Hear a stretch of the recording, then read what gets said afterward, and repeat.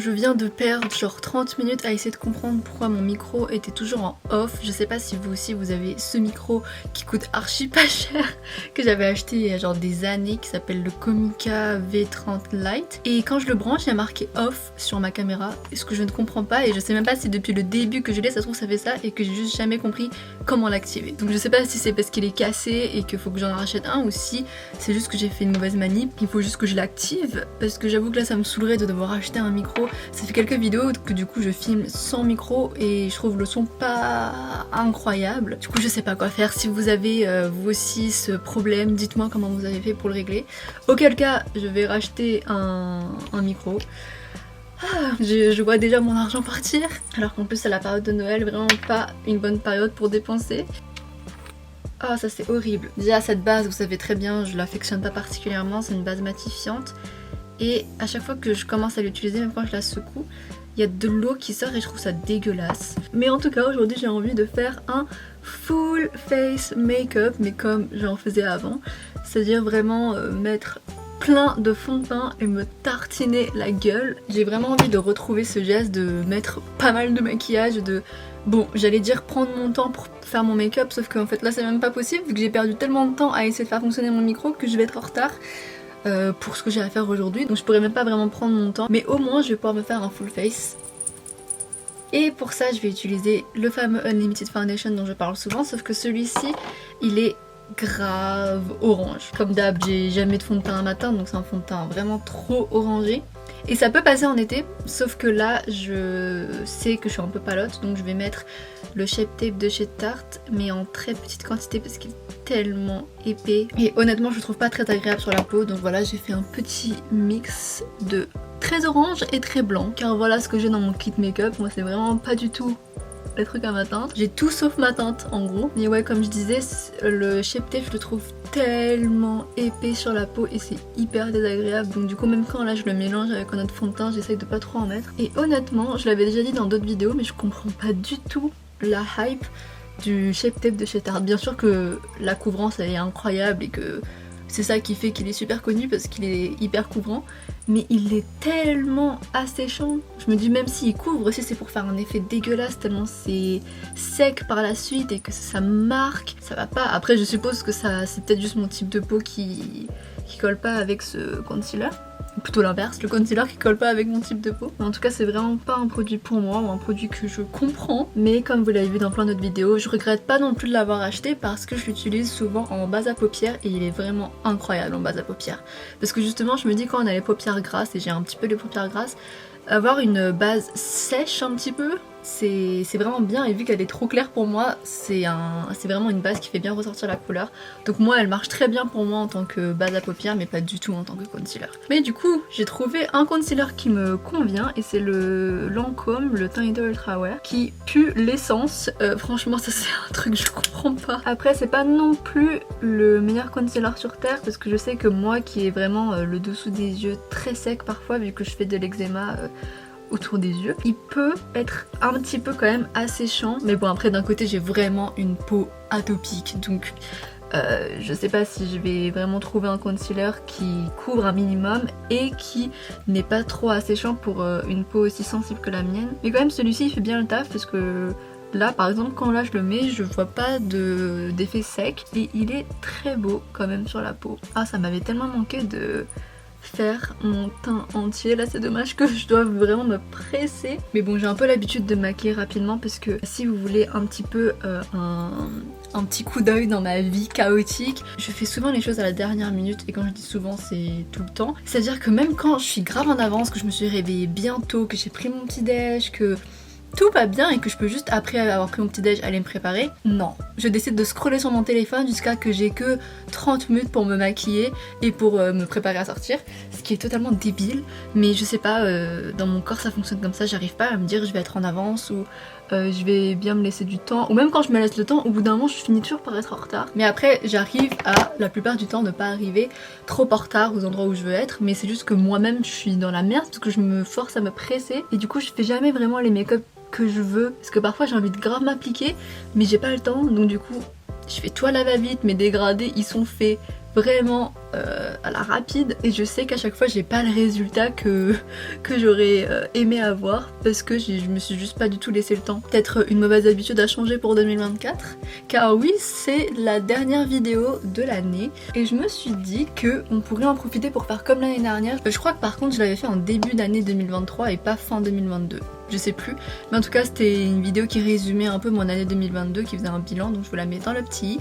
Et je me dis qu'on pourrait faire pareil mais un peu moins dans les détails et aller un peu plus vite, déjà parce que je n'ai pas le temps et parce que j'ai un peu la flemme là de me rappeler de tout ce qui s'est passé cette année. Je sais que je l'avais fait avec une amie de vraiment me rappeler de tout, sauf que c'était tellement long. Il s'est passé beaucoup de trucs cette année et beaucoup de trucs très positifs, donc du coup globalement je suis contente. Mais en vrai je me dis, j'ai quand même posté beaucoup de vidéos cette année qui ont bien expliqué mon état d'esprit dans la vie. Si vous voulez vraiment savoir ce qui s'est passé cette année dans mon esprit, allez regarder les vidéos de cette année parce que vraiment y a pas plus parlant que moi qui raconte ma life et toutes mes galères mentales. Mais du coup aujourd'hui je vais plutôt vous faire un bilan global, on va dire, de l'année 2023. Déjà je pense, et j'ai l'impression de dire ça chaque année, mais j'ai l'impression que c'est l'année où je me suis le plus lancée dans mes projets et où j'ai eu le moins de filet de sécurité possible. C'est-à-dire que j'ai commencé l'année en tant que prof d'anglais et je sentais que c'était plus vraiment un truc qui, comment dire, entre guillemets me servait dans ma vie. Et ça m'a beaucoup servi pendant un long moment, pas que pour l'argent mais aussi pour l'expérience personnelle, professionnelle, pour tout ce que ça m'a apporté. C'était vraiment l'une des plus grandes expériences de ma vie d'être prof d'anglais. Pour ceux qui savent pas, j'ai été prof d'anglais dans une école indépendante, donc c'était pas dans l'éducation nationale.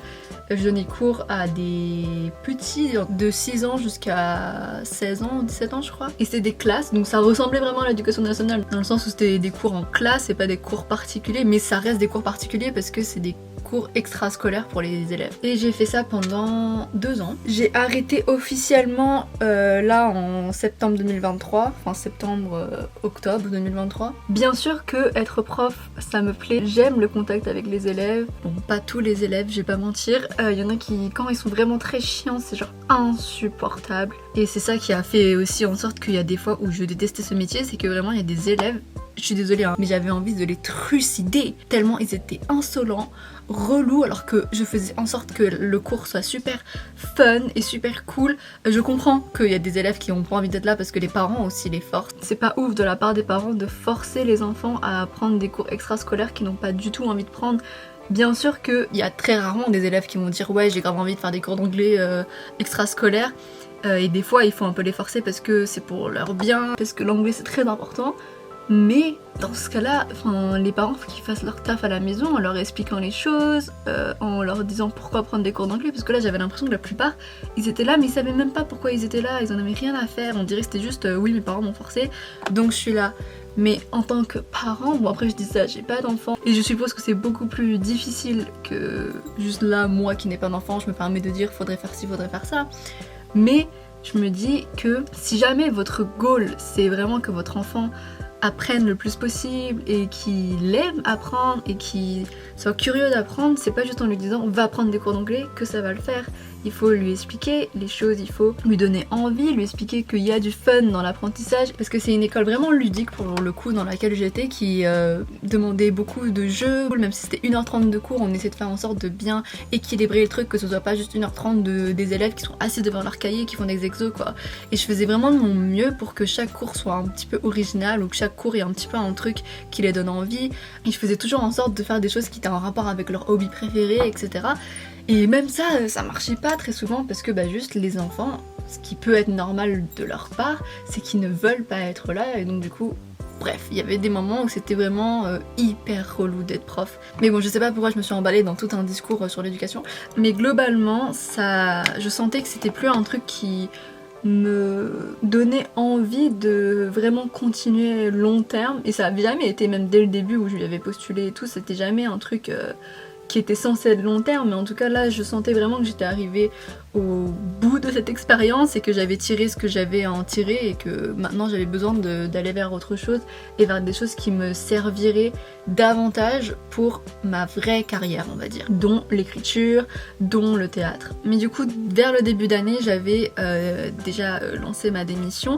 Après bon, j'ai continué jusqu'à septembre-octobre, mais en septembre-octobre c'était genre un cours par semaine, c'était vraiment pas grand chose, c'était juste pour dépanner l'école qui avait encore un petit peu besoin de profs. Mais techniquement, du coup, vu que j'avais démissionné assez tôt, c'était l'une des premières années où pour le coup j'avais pas de filet de sécurité, dans le sens où dans ma tête c'était acté que après avoir démissionné du job de prof d'anglais, j'allais pas me retrouver directement en job comme être vendeuse ou comme travailler même dans l'intérim et tout ça. Je posais une option dessus, bien sûr, il y a toujours une option, il y a toujours ce truc là de si jamais tu es en gros manque d'argent et que là ça va plus du tout, bien sûr va te trouver un autre taf et va te trouver quelque chose, mais je sentais vraiment dans mon fort intérieur que c'était pas là où j'allais vraiment. Quand j'ai arrêté le fait d'être prof, c'était vraiment que j'avais arrêté du coup de faire des métiers qui ne me servaient pas autant pour ma carrière principale, on va dire.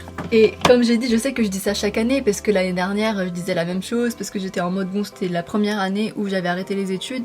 C'est la première année ou la deuxième, je sais plus, mais bon bref, soit la première soit la deuxième année où j'avais arrêté les études, et donc du coup quand t'arrêtes les études déjà t'as pas de filet de sécurité, mais au moins j'avais un job stable. Sauf que là, comme vous avez dû le voir dans mes vidéos précédentes, surtout dans la vidéo où je dis que je manque d'inspiration, allez la voir dans le petit, je dis bien que là je n'ai aucun taf qui me rapporte de l'argent, mais par contre j'ai l'impression de n'avoir jamais été aussi occupée de ma vie. Et ça c'est normal, c'est parce que justement quand c'est le début de quelque chose de si gros que construire une sorte d'entreprise avec la compagnie Acteur, bon c'est une association, mais je veux dire de construire vraiment quelque chose de professionnel autour de ça, et aussi dans mes projets personnels de vraiment me dire que bah là je filme souvent, je fais mes TikTok souvent, j'écris souvent, je suis suroccupée, enfin genre j'ai l'impression de limite d'être au bord du burn-out tellement je m'arrête pas et tellement je me laisse pas de pause. Et aussi c'est difficile quand on vient de commencer un taf comme ça, genre un taf artistique, parce que on n'arrive pas à faire la différence entre j'aime mon boulot donc du coup je me donne à fond et j'ai envie que ça progresse, versus j'ai quand même besoin de me laisser des temps perso et des temps où je ne travaille pas. Sauf que c'est compliqué parce que là, vu que mon travail ne me rapporte pas d'argent, j'ai pas ce truc là de ah bah je vais pas travailler des heures sup parce que je vais pas gagner plus. Enfin là je suis plus en mode je sais que là tout ce que je suis en train de faire c'est entre guillemets du travail gratuit, c'est de l'investissement on va dire pour plus tard. Mais sauf que là dans ces moments là tu sais pas trop où est l'équilibre entre taf à fond pour ce que tu veux et en même temps autorise-toi des fois à avoir des journées de pause. Là honnêtement je me laisse 0 journée de pause et c'est tellement une mauvaise idée et je vous conseille pas du tout de faire la même que moi. Si jamais vous êtes dans le même cas, je vous en supplie, prenez des jours de pause ou décrochez au moins dès qu'il est genre 19h, vous vous dites là c'est bon, à partir de 19h je réfléchis plus du tout à mon taf et je fais autre chose. Moi je suis pas comme ça, moi je suis une folle, je suis là à minuit, à 1h du mat à réfléchir, à être anxieuse pour tous mes projets etc. Et c'est vraiment un truc dont j'essaye de me détacher en ce moment. C'est on va dire ma plus grosse problématique du moment, comment essayer de trouver une sorte d'équilibre et comment pas me débarrasser complètement parce que je sais pas si c'est possible, mais en tout cas d'apaiser mon anxiété vis-à-vis du futur surtout. Mais voilà, du coup cette année c'est la première fois que j'ai découvert vraiment le fait d'être full dans l'artistique. Là depuis du coup novembre, je suis full dans mes projets artistiques et d'un côté c'est incroyable, d'un côté c'est hyper stressant comme j'ai dit, mais je trouve que c'est une évolution de dingue et je pense que je m'en rends pas assez compte. Vu que là je suis pile dedans. Je sais pas si vous regardez The Office, mais si vous regardez pas The Office, je vous conseille sincèrement de regarder The Office. Bon, c'est pas pour tout le monde, il y a beaucoup de gens autour de moi qui n'aiment pas du tout. J'allais dire ce que je peux comprendre, en vrai, je comprends pas trop parce que moi j'aime tellement. C'est un humour très spécial, très gênant, et il faut aimer les choses gênantes et malaisantes. Moi j'adore ça. Mais du coup, pour ceux qui regardent The Office, vous devez sûrement connaître la fameuse phrase d'Andy quand il dit I wish there were a way to know you're in the good old days before actually leaving them. Si j'essaie de traduire avec terminologie française correcte, ce serait j'aurais bien aimé qu'on trouve un moyen de savoir qu'on est dans les bons vieux temps avant même de les quitter. Je sais pas si c'est vraiment clair en français, mais c'est vraiment ce que là je ressens, dans le sens où je suis consciente que là ce que je vis c'est un truc incroyable, enfin il y a une partie de moi qui est consciente que ce que je vis c'est incroyable et que c'est une première et que c'est tout ce dont j'avais rêvé avant et que je sais que plus tard, une fois que je les aurai dépassés, parce qu'il faut quand même rester optimiste, je sais que je vais les dépasser, je vais sourire en pensant à ce moment, en me disant putain c'était la première fois que je vivais ces galères là, mais du coup là, moi étant dans le moment présent, je suis juste en panique et je pense pas du tout à ça, je me dis juste que c'est horrible, est-ce que c'est vraiment fait pour moi parce que tellement je stresse, c'est pas normal, sauf qu'en vrai je pense que si, c'est clairement normal, c'est juste que c'est la première fois que je fais quelque chose et que moi j'ai pas l'habitude d'être hyper clémente avec moi-même, donc du coup il faut juste que j'apprenne à être ok avec le fait d'être débutante dans un truc et que c'est la première fois que je gère tous les problèmes que là j'ai à gérer, c'est la première fois que je suis en full artistique comme j'ai dit, et même ça c'est des choses qui s'apprennent et c'est des choses qui ont besoin d'un temps d'adaptation, et là j'essaye petit à petit de m'y faire. Et quand je réfléchis du coup à l'année 2023, l'évolution elle était quand même dingue. Avec la compagnie de théâtre que j'ai avec Audrey, on a commencé les répétitions par exemple pour notre spectacle en février 2023 et on s'est représenté en novembre 2023 et ça c'est un truc de fou, c'est quand même presque une année entière de travail, et pour moi et Audrey c'était beaucoup plus d'un an parce que on a commencé à travailler sur ça dès 2022. C'est quand même un truc de fou de voir d'où est-ce que on était parti et d'avoir quand même mené à bien un projet. Et en vrai c'est quand même assez rare les projets qui sont menés à bien de cette manière là, et du coup j'ai vraiment de quoi être fière de moi, de la troupe, d'Audrey. Et après si on parle de vraiment moi mes projets perso, je suis fière de moi d'avoir continué ma chaîne YouTube depuis aussi longtemps, parce que là ça fait depuis mars 2020 et... voilà, mars 2022 ou 2021, 2022 je crois, ça fait pas aussi longtemps que ça, mais du coup que ma chaîne ait continué à évoluer depuis, et là on est à genre 430 abonnés, un truc comme ça, et moi honnêtement je trouve ça énorme. Bien sûr que je pense que comparé à des millions et tout, 430 c'est rien, mais pour moi c'est fou parce que 430 c'est sur YouTube, et YouTube c'est des vidéos qui sont quand même longues que je poste et où je raconte juste ma vie, où je me maquille, et qu'il y ait 430 personnes qui sont intéressés par ça, je me dis c'est fou. Et vraiment merci d'être là, ceux qui sont là et qui apprécient m'écouter. J'espère que vous vous maquillez vraiment avec moi hein, quand vous regardez mes vidéos, parce que bon c'est quand même un petit peu le but. Bon après vous faites ce que vous voulez avec ça, c'est un peu comme un podcast au final, mais ce serait vraiment d'autant plus fun de m'imaginer que vous vous maquillez vraiment avec moi à ce moment là. Ça fait vraiment comme si on discutait entre potes, et j'aime beaucoup la vibes. Et comme j'avais déjà dit dans d'autres vidéos, je sais plus lesquelles, mais j'ai déjà parlé de mon parcours avec YouTube. Et si vous ne saviez pas, c'est pas ma première chaîne, enfin c'est ma seconde chaîne je pense, enfin l'une des seules. En fait j'en ai plusieurs. Mais c'est la première fois que quand je poste des vidéos, déjà je les laisse sur le net et que je les supprime pas dès que je les ai postées. Et qu'en plus ça fait autant de temps que je m'y tiens et que je me tiens à une sorte de concept ou à une sorte de DA. Parce que avant j'avais tenté plein de trucs, dont le make-up d'ailleurs, mais je continuais jamais, je postais une vidéo, après je désertais le net pendant des années, puis un jour je revenais avec une vidéo qui avait rien à voir, et après je resupprimais, après je revenais avec un court-métrage, après je resupprimais, j'arrivais pas à m'y tenir. Et je pense que c'était juste que c'était pas... Enfin les planètes n'étaient pas encore alignées à ce moment-là et j'étais pas encore faite, enfin ou encore prête en tout cas à poster des vidéos YouTube régulièrement et à en faire vraiment quelque chose, et j'étais pas non plus prête à construire une sorte de marque autour de moi-même, parce que c'est quand même un gros taf, même si on dirait pas, on dirait que peut-être je me maquille juste devant une vidéo, mais c'est quand même du montage, c'est le fait de se demander qu'est-ce qu'on partage au final avec les gens, parce que peut-être que vous avez l'impression que je dis beaucoup de choses sur ma vie privée et que je déballe juste toute ma vie et que c'est bon, j'ai aucun filtre et que je dis tout, mais en vrai il y a beaucoup de choses que je dis pas sur YouTube et c'est des choses à réfléchir. Fallait vraiment que je me pose avec moi-même avant pour me dire est-ce que ça je le dis sur YouTube, est-ce que je le dis pas, de quoi est-ce que je parle, parce que d'un côté j'ai envie d'être hyper dans le développement personnel, de parler de mon expérience et tout, mais j'ai pas non plus envie de parler des trucs vraiment concrets qui se passent dans ma vie, parce que ça regarde que moi déjà et que je n'aime pas quand les gens s'immiscent trop dans ma vie privée. Donc du coup c'était vraiment un équilibre à trouver qui est pas facile à trouver, et c'était aussi un mix entre l'humour, les choses un petit peu plus deep, les trucs un peu plus émotionnels et tout qui me représentent bien, mais qui sont des paradoxes que je n'arrivais pas très bien à gérer avant et que je me disais ça n'allait pas ensemble en fait. Sauf que là en faisant mes vidéos j'ai commencé à petit me trouver cette DA de oui je suis moi-même et je fais des blagues qui sont peut-être pas drôles, je sais pas, mais j'essaie de faire des blagues, mais en même temps je vous parle de trucs vraiment sérieux et un peu plus profonds, etc. Et c'est un mix que j'ai dû trouver, qui était pas facile à trouver en vrai. Même si j'adore tourner des vidéos, faut pas se mentir, tourner une vidéo c'est quand même un investissement d'énergie, un investissement mental, un investissement de...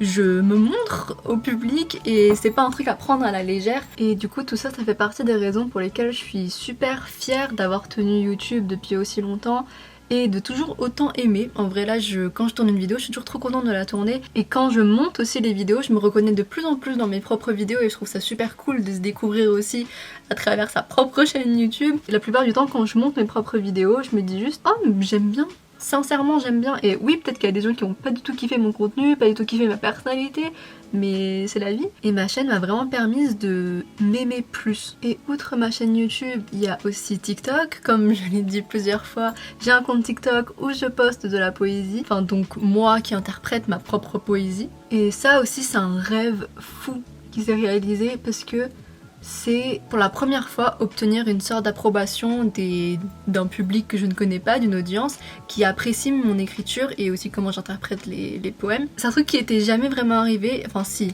je dis ça, je suis une ouf. C'était déjà arrivé avant quand je postais mes écrits sur un blog. J'avais une page Skyblog où je postais mes romans qui n'ont jamais été terminés mais où pendant longtemps j'étais en train d'écrire un roman sur Skyblog et sur Wattpad également, mais du coup à part ça, et ça c'est vraiment un truc qui date et j'avais genre une personne qui me faisait des vrais retours et le reste du temps j'avais pas beaucoup de likes et tout, mais là d'avoir vraiment une sorte de mini communauté qui kiffe ce que je fais et de voir que mes vidéos, mes TikTok et mes écrits surtout plaisent, c'est un rêve qui se réalise parce que c'est enfin être apprécié pour l'art qu'on fait, alors que c'est un truc qui m'était très rarement arrivé avant. Et bien sûr qu'avant j'avais déjà eu des compliments sur des courts-métrages que j'avais fait, des trucs comme ça, mais c'est pas la même chose. En plus c'est des courts-métrages qui n'ont pas vraiment vu le jour vu qu'ils sont plus sur YouTube et que j'ai pas envie de les laisser sur YouTube parce que moi je les aime pas et je suis pas totalement fière de ce que j'avais fait, et pas fière en mode d'avoir essayé tout, enfin je suis super fière de moi d'avoir essayé et je suis fière quand même du résultat étant donné que c'était mes premiers courts-métrages. Mais c'est pas un truc dont je suis fière sincèrement en mode c'est du grand cinéma, mais ça c'est normal, donc c'est normal qu'on kiffe pas de fou malade nos premières œuvres, mais du coup là c'est la première fois comme j'ai dit que je veux vraiment poster mon œuvre, une œuvre dont je suis fière, donc mes écrits, à chaque fois que je les poste c'est que vraiment j'aime les vidéos que je poste sur TikTok et que j'ai une sorte de reconnaissance pour ce que je fais. Je pense qu'encore une fois, comme j'ai dit, là je m'en rends pas assez compte. Peut-être que là, oui, je vous dis que je sais que j'ai de la chance et tout, mais qu'il y a un truc en moi qui arrive toujours pas à me dire que c'est réel, ou sinon c'est devenu un petit peu banal maintenant quand je poste une vidéo et qu'elle fait que 500 j'aime, je suis en mode oh, elle a floppé. Et c'est trop nul parce que 500 j'aime c'est déjà énorme et ça fait vraiment la meuf hyper condescendante et hyper famous et tout. Mais je vous jure que j'aimerais bien arrêter de penser comme ça et j'ai vraiment taffé sur moi pour être ok avec n'importe quel chiffre, mais je pense que je m'en rends pas encore totalement compte de tout ce qui s'est passé cette année. Peut-être que c'est aussi pour ça que j'aurais du mal à vous faire vraiment un bilan mois par mois ou vraiment de mes ressentis etc, parce que même moi en fait c'est trop confus, il s'est passé trop de trucs. Et outre le professionnel, je dirais qu'au niveau personnel, c'était aussi, en fait comme toutes les années c'est normal, mais une année où j'ai tellement grandi et évolué et où j'ai appris, waouh, un nombre incalculable de leçons, donc merci l'univers. Bon c'était un peu difficile mais merci l'univers. Mais genre les leçons principales que j'ai apprises, c'est déjà d'être un peu plus vulnérable et d'accepter ma sensibilité et de plus la montrer et de plus être moi-même tout simplement. De base, je suis une personne assez fermée. Je sais pas si ça se voyait dans mes vidéos au début et que ça se voit moins aujourd'hui. Peut-être un petit peu parce qu'au début je parlais principalement de make-up parce que j'avais du mal à me dire que j'allais parler de ma vie perso. Parce que j'étais une personne très fermée et pas juste en mode j'aime bien ma vie privée, mais vraiment fermée même avec les gens autour de moi. Je pense que de nature je suis une personne très friande d'amour, et pas que d'amour romantique mais d'amour même d'amitié, de tout. Justement vu que je suis une personne hyper sensible et émotionnelle, normalement ça va un petit peu avec le fait de montrer ses émotions et d'être proche de ses émotions et de les assumer et tout, sauf que moi c'était le truc où je ressentais beaucoup de choses mais que j'assumais pas devant les gens, et que par exemple je pouvais jamais dire à quelqu'un je t'aime, ou aller être affectueuse physiquement, aller faire un câlin même à une amie ou un truc comme ça. J'avais du mal avec le fait d'être proche des gens et j'ai vraiment l'impression que cette année j'ai beaucoup joué là-dessus et que là j'arrive beaucoup plus à assumer mes sentiments et à communiquer avec les gens et vraiment à leur dire ce que je pense d'eux, donc quand c'est positif surtout, et je me cache beaucoup moins de mes propres sentiments, émotions. Mais je sais pas vous, mais même à vos propres amis des fois vous avez du mal à dire oh j'aime trop cette partie là de toi, ou j'aime trop comment tu es avec moi, je passe un super bon moment avec toi, c'était trop bien aujourd'hui.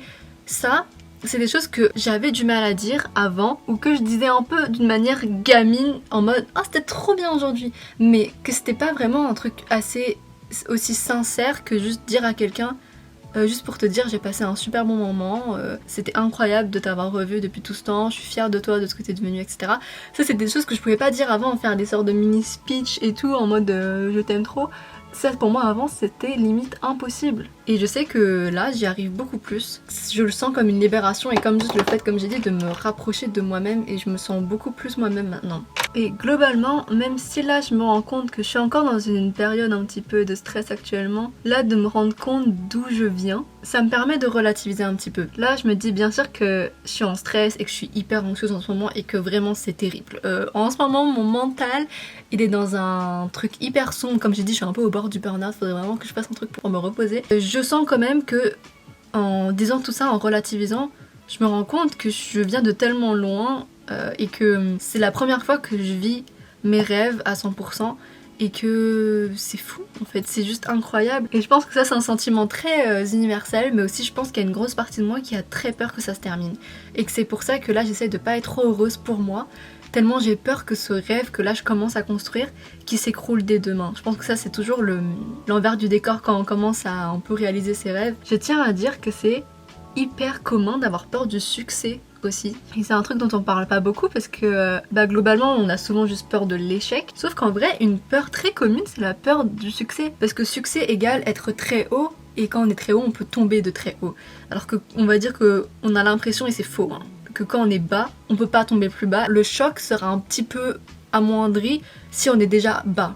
Sauf que c'est faux parce que vous connaissez très bien la sensation quand vous êtes déjà au fond du gouffre et que vous avez une mauvaise nouvelle, à quel point ça vous impacte à un niveau limite. Justement c'est pire, moi je me dis quand t'es au bord du gouffre et qu'on t'annonce encore une mauvaise nouvelle, là tu te dis mais c'est interminable en fait.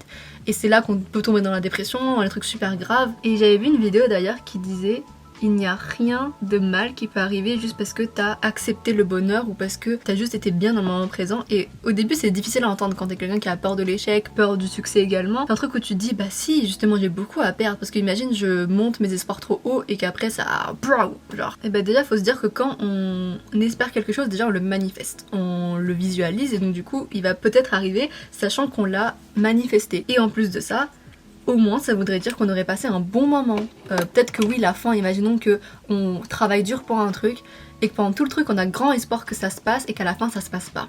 Au moins on aura grave profité de tout le moment où on a travaillé. Bien sûr qu'il y aurait une grosse déception mais qu'on arriverait à gérer. Alors que imaginons que, et là c'est un peu ce que je suis en train de faire et je me rends compte, c'est que imaginons que pareil à la fin ça se passe mal, mais que pendant tout le truc tu stresses parce que tu dis ça va mal se passer, ça va mal se passer, ça va mal se passer, et que t'appréhendes, en fait ça veut dire que tout a été pourri, tout a été nul. Alors qu'au moins, si tu gardes espoir, ça veut dire que t'es optimiste pendant tout le moment où tu taffes dur pour ton truc. Et en plus tu produis un meilleur travail quoi qu'il arrive, je me dis. Donc bref, voilà, globalement, voilà où j'en suis, voilà où en était mon année. Je vais mettre mon fameux petit spray fixateur de chez Rare Beauty qui va rendre mon make-up un petit peu moins chargé. Et voilà, c'était du coup ma dernière vidéo de l'année. Je ne reviens pas la semaine prochaine, mais je reviens l'année prochaine. Je fais partie des beaufs qui font cette blague. Je reviens du coup en 2024. Je vous souhaite de très bonnes fêtes. Et si vous ne fêtez pas Noël ou quoi, je vous souhaite une bonne fin d'année. Je vous conseille de aussi faire comme moi et de vraiment vous essayer de vous remémorer les trucs que vous avez vécu cette année. Même si c'est global et pas très précis, mais après vous vous rendrez compte que là aujourd'hui où vous êtes, vous avez forcément évolué dans plein de trucs, plein de domaines, même si peut-être pas tous, hein. Il y a peut-être des domaines où on a un petit peu stagné ou qu'on a un peu mis de côté pendant une année, mais c'est pas grave, c'est la vie et voilà, on essaie d'être dans l'acceptation des choses maintenant. Ça va être un peu mon mantra je pense de 2024, essayer d'accepter les choses comme elles sont. Du coup je vous fais des gros bisous, encore une fois de belles fêtes ou une bonne fin d'année et on se retrouve l'année prochaine. Mouah.